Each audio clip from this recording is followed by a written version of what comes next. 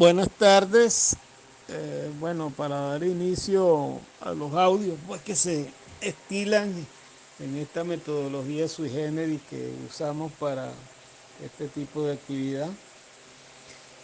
Bueno, un tema que está en el tapete, que dentro de la oposición, incluso algunos comentarios que he oído hoy, ha generado pues cierta polémica.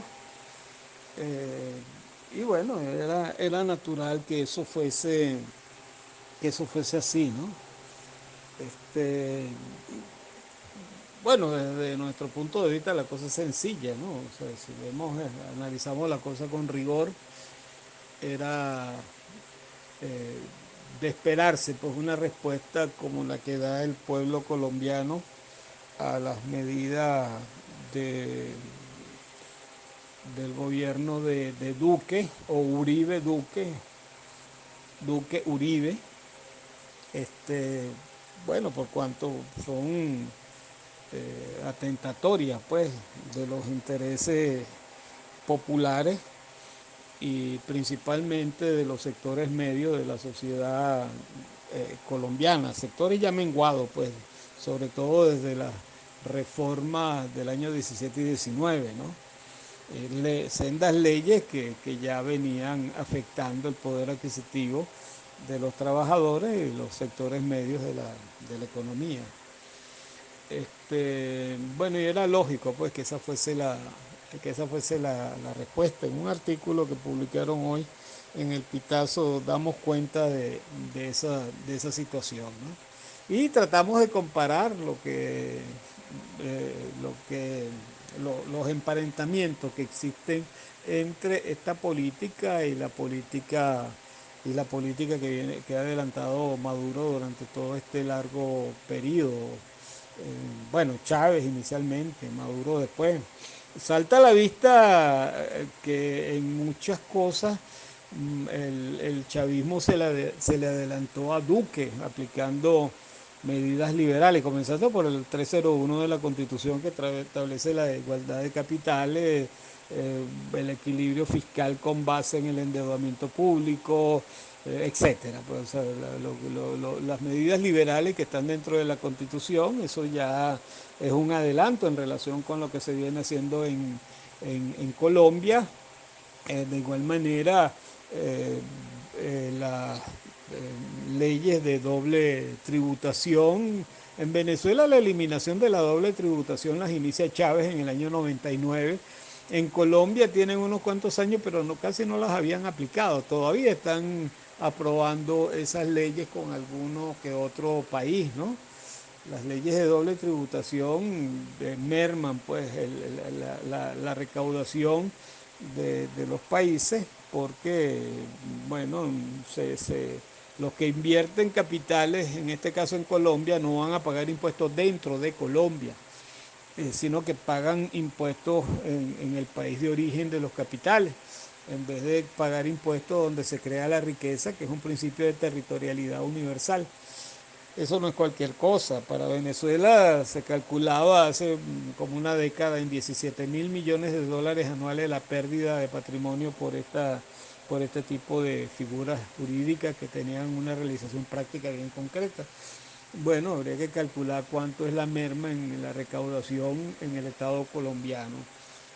Por otra parte, en Colombia se crearon alrededor de 120, algunos hablan de que son 113, conseguí alguna fuente que establece que son 120, otras que dice que son 122, pero bueno, redondeando, 120 zona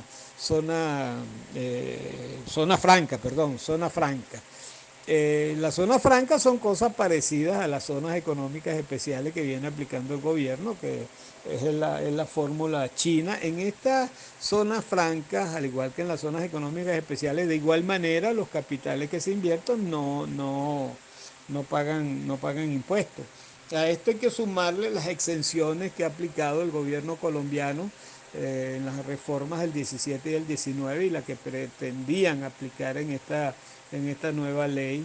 Entonces, eh, Esas cosas unido a un conjunto de medidas de atención de los sectores más depauperados para mantener un nivel de demanda en medio de la crisis económica y profundizada o la profundización a la cual conduce la pandemia, entonces eso trae como consecuencia también pues un incremento del gasto y que el hueco fiscal sea mayor.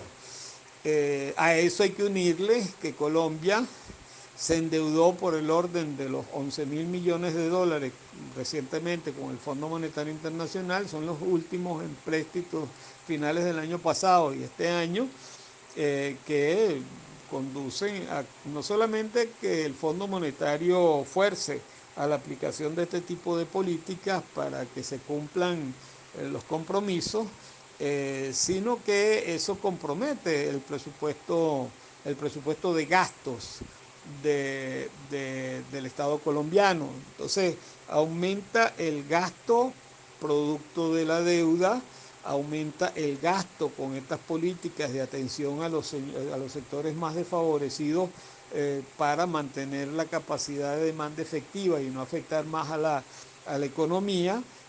Merma la capacidad de recaudación por la eliminación del doble tributo, por las zonas francas, etcétera. Entonces, por supuesto que el hueco fiscal se calcula ya en el orden del 8%, lo que supone más o menos ese monto que pensaba recaudar el gobierno colombiano con esta ley llamada de solidaridad sostenible, o algo parecido. Así como el chavismo pues creó su ley antibloqueo para profundizar las políticas liberales, bueno, el gobierno de Duque buscaba aprobar esta ley de solidaridad sostenible, o la ley solidaria sostenible, con una propaganda, por cierto, bueno, donde se decía que así como somos solidarios en tal cosa, bueno, ahora tocaba ser solidario con el Estado, y entonces había que aportar más, ¿no? Y por otra parte, esos aportes iban a ser de los sectores de los trabajadores, pues, o sea, iban a aportar a aquellos que devengaran 2 salarios mínimos y medio, o sea, los sectores mínimos en adelante, ¿verdad? O sea, 2 salarios mínimos, 3 salarios en adelante, esos son los que van a pagar impuestos sobre la renta, eh, mientras que los que no ganaran esos 2 salarios mínimos y medio no iban a pagar impuestos sobre la renta. Sin embargo, en la ley se contemplaban otras cosas para la recaudación, y es el incremento en un 19% de un conjunto de rubros de la cesta básica, al igual que gasolina, gas y otros servicios, lo cual conducía pues a una merma mayor pues, del poder adquisitivo de los sectores, principalmente de los sectores medios, pero también de los sectores más empobrecidos, ¿no? Entonces, esta ley de solidaria sostenible, eh, digamos, un subterfugio pues, lexical que utiliza el gobierno para hacer pasar una ley que no es otra cosa que un cambio pues, en el esquema de recaudación pues, impositivo. Es impositivo, no tiene que ver con la recaudación fiscal vía impuesto sobre la renta, sino de presión tributaria. O sea, lo que paga la gente, porque si fuese con base en el impuesto sobre la renta real, eso significaría que se iban a incrementar los impuestos a los dueños de los medios de producción, y se iban a rebajar las exenciones, se iban a eliminar exenciones. Y la cosa es al revés, o sea, por una parte se crean más exenciones supuestamente para aumentar la inversión privada, y por otro lado se crean este conjunto de instrumentos que permiten que los capitales no paguen impuestos, por ejemplo, en la zona franca, ¿no? O los capitales extranjeros no paguen impuestos por la vía de los acuerdos de doble tributación. O sea, que se reduce la capacidad recaudadora por la vía del impuesto sobre la renta y se aumenta la capacidad recaudadora por la vía impositiva, por la vía de la presión tributaria. Presión tributaria es lo que paga la gente por IVA, por ejemplo. O esa figura de impuesto sobre la renta a una persona que lo que devenga es un salario, eso no es renta, eso es un salario, eso no debería de llamarse impuesto sobre la renta, ¿no? Pero eso, bueno, son mecanismos que utilizan los estados burgueses para garantizar la recaudación.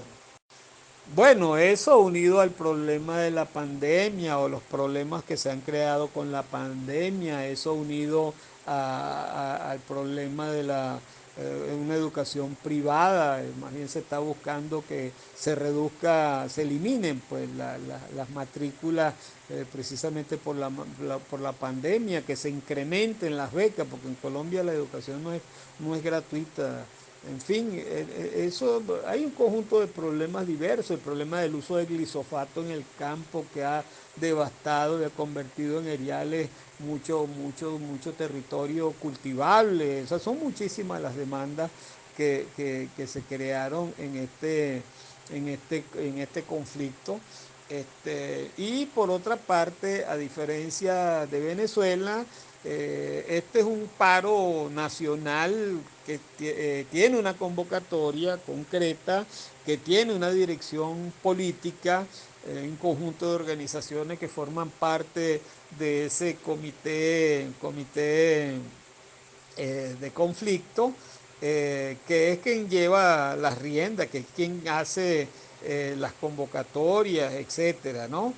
En este, en este Comité Nacional de Paro, como se llama esa institución creada, la nutre un conjunto de organizaciones, comenzando por la Central Unitaria de Trabajadores, la CUT, la CGT, la Confederación General, la Confederación de Trabajadores de Colombia, los pensionados, etcétera, pues, ¿no? O sea, trabajadores de la educación y del indigenismo y del sector agropecuario y de transporte.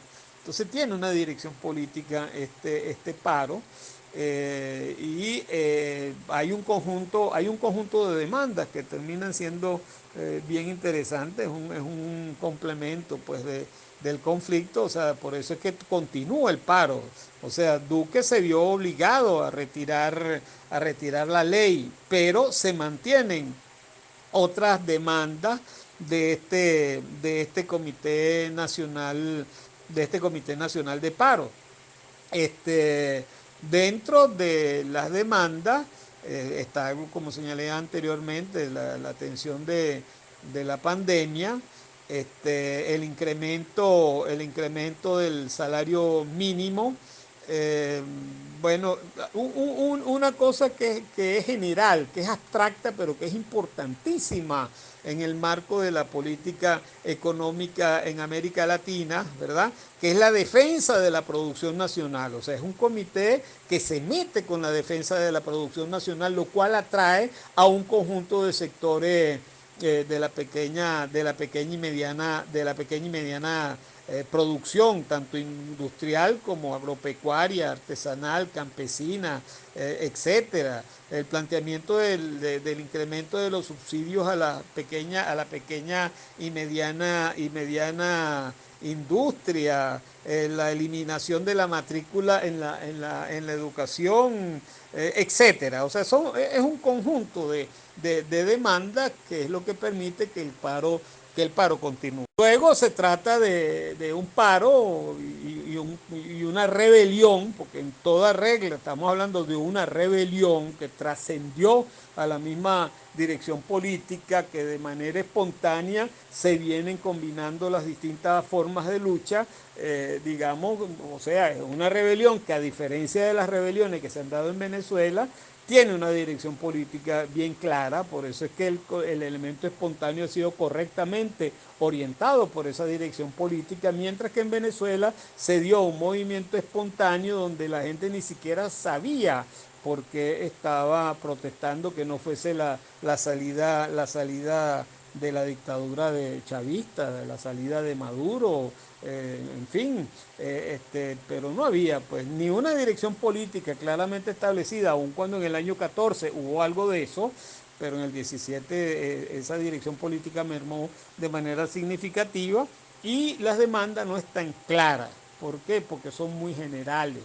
Y la gente que participa no se ubica en el origen del problema. O sea, ¿cuáles son las condiciones objetivas, digamos, de las rebeliones del 14 y del 17? Las condiciones objetivas, si a ver vamos, es el desmantelamiento del aparato industrial, el desempleo, la pérdida de poder adquisitivo del salario, hasta llegar a la fecha de hoy que ya los empleados públicos no cuentan con salario, porque después del 17 se profundizó pues la dolarización en su máxima expresión, desaparece el salario de la administración pública y el salario de los trabajadores de la empresa privada cae a su mínima expresión.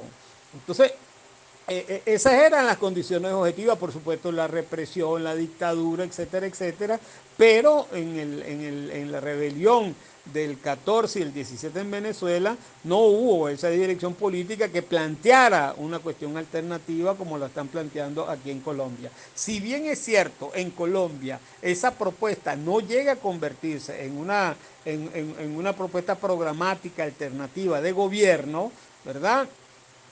Sí tiene un conjunto de determinaciones que podrían formar parte de una propuesta programática, como eso de la defensa de la producción nacional. Eso en Venezuela nunca ha estado presente y ha sido uno de los grandes debates dentro de la oposición venezolana. De tal manera que, ¿qué es lo que falta en Colombia? En estos momentos, algo que ya es una consigna que se ha entronizado de manera natural, o sea, no es que la asuma el comité de paro, sino que la ha asumido la gente y es fuera Duque, fuera el ministro de la defensa, ¿no? O sea, si trasciende esas consignas a un nuevo gobierno, a una nueva democracia y una propuesta programática más ordenada, eso le daría a esta rebelión un carácter más estratégico. En cambio que en Venezuela se tenía un carácter tremendamente estratégico, pero espontáneo, pero no había dirección política ni una propuesta alternativa bajo el punto de vista programático, con sentido nacional. Por último, este conflicto en Colombia no tiene que ver absolutamente nada el gobierno venezolano ni el foro de Sao Paulo. Es una de las cosas que nuevamente aparecen de una manera virulenta pues, en varios escenarios, como que si eso no sé a quién ayuda. Por otra parte, mucha gente señala, de la oposición venezolana me refiero, que bueno, que no hay que hablar bien del paro ni hablar mal del gobierno de Duque, porque el gobierno de Duque es un aliado en el combate contra la dictadura. Esas son cosas, digamos, que tenemos que manejarlas, pues, con base en una política de principios. Maduro es el enemigo principal, indiscutiblemente, y el hecho de que Duque quiera derrocar a Maduro hace que tengamos una coincidencia con el gobierno de Duque. Pero la política de Duque no va a variar por el hecho de que nosotros digamos mentiras. O sea, por el hecho de que digamos, por ejemplo, de que el gobierno de Duque está haciendo cosas buenas y repitamos lo que dice Uribe principalmente, de que este movimiento está lleno pues de terrorismo, etcétera, etcétera, ¿no? Es un movimiento espontáneo, un movimiento espontáneo en el cual se han incorporado, como es natural que se hagan, algunas organizaciones políticas, principalmente tal vez el ELN y una gente de la disidencia de la FARC, y bueno, y sectores políticos, por supuesto que se han metido en el combate, en la pelea, pero eso no significa que ellos puedan arrogarse la condición de ser los dirigentes de esta rebelión popular que se está desarrollando acá en Colombia, ¿no? Yo creo que es un debate político que, bueno, tenemos que colocar por encima de la política, en primera instancia, lo que es el análisis con rigor científico de lo que está aconteciendo. Ahora, ¿cómo administramos esto políticamente? Yo creo que en primer lugar hay que solidarizarse con el pueblo colombiano, hay que sacar experiencia y lecciones de esta rebelión que se está dando en Colombia, hay que hacer un análisis comparativo como el que venimos haciendo, y eso no desdice en lo absoluto que neguemos la coincidencia, porque es una coincidencia totalmente objetiva y natural, la que tenemos quienes queremos salir del gobierno de Maduro con el gobierno de Duque, pero jamás ni nunca podremos decir que el gobierno de Duque no sea un gobierno terrorista, que el gobierno colombiano no sea un narco, mejor dicho, que el Estado colombiano no sea un narcoestado. Eso es un narcoestado en toda regla, y como narcoestado es mucho más narcoestado que el narcoestado venezolano, por supuesto, porque la producción de coca, bueno, ya entramos en el mundo de la economía política de la droga y lo que significa la demanda de droga como una demanda absolutamente inelástica. Esto es, ante variaciones del precio se mantiene la demanda, o sea, puede aumentar mucho el precio de la droga, pero se mantiene la demanda por la naturaleza de esa mercancía y la necesidad que satisface, ¿no? Entonces eso es lo que hace que la economía colombiana esté, digamos, muy dependiente de la economía de la droga, no solamente es una industria, no solamente es una agricultura, sino que también es una industria, la producción de coca en los laboratorios, las fábricas, así sean en la selva, bueno, son en la selva, pero son fábricas pues, con trabajadores, etcétera, etcétera, y a esa economía de la droga está vinculado el Estado colombiano, todas las instituciones colombianas y por supuesto la banca y sectores de la burguesía, siendo su máxima representación en la década de los 80 y los 90, los tales hermanos Orejuelas vinculados a la gran banca colombiana, ¿no? Esas cosas necesariamente tenemos que decirlas, tenemos que analizarlas con rigor y antes que nada solidarizarnos con el pueblo colombiano, sacar las lecciones, aprender lo que podamos aprender de allí, así como ellos tienen que aprender de lo que nosotros hemos desarrollado en el combate contra la dictadura de Maduro.